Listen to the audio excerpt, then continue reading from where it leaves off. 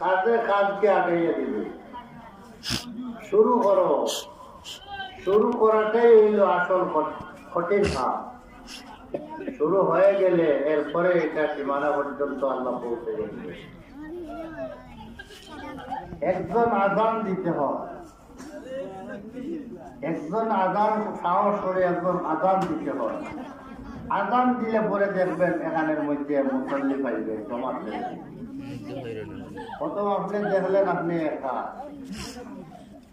যদি মনে করেন যে আমি একা, এখানে তো আর জমাত হবে না, তাহলে আর আজান হবে না,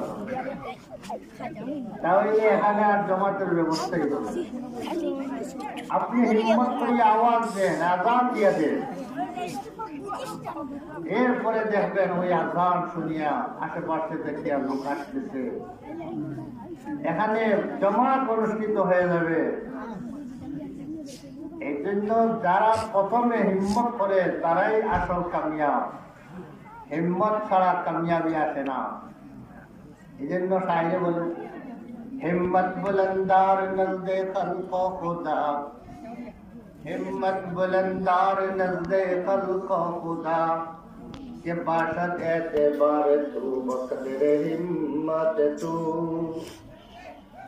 আল্লাহর ক্ষেত্রে, মানুষের ক্ষেত্রে, দুনিয়াবি ক্ষেত্রে এবং আল্লাহর ক্ষেত্রে, দিনের ক্ষেত্রে তোমরা হিম্মত বুলন্দ করো, উঁচা হিম্মত রাখো।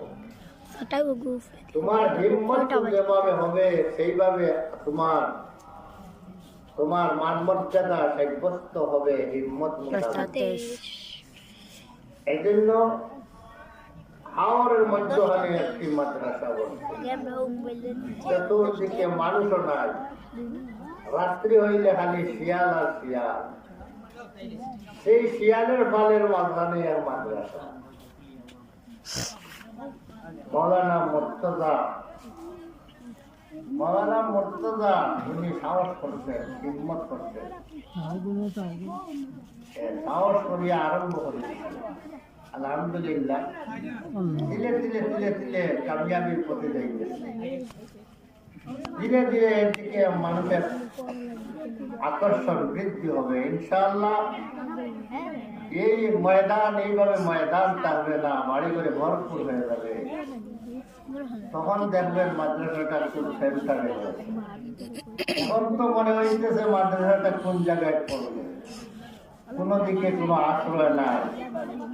কিন্তু এক সময় দেখবেন এই মাদ্রাসাকে কেন্দ্র করে আশেপাশে বাড়ি ঘর আসতে থাকবে এবং এই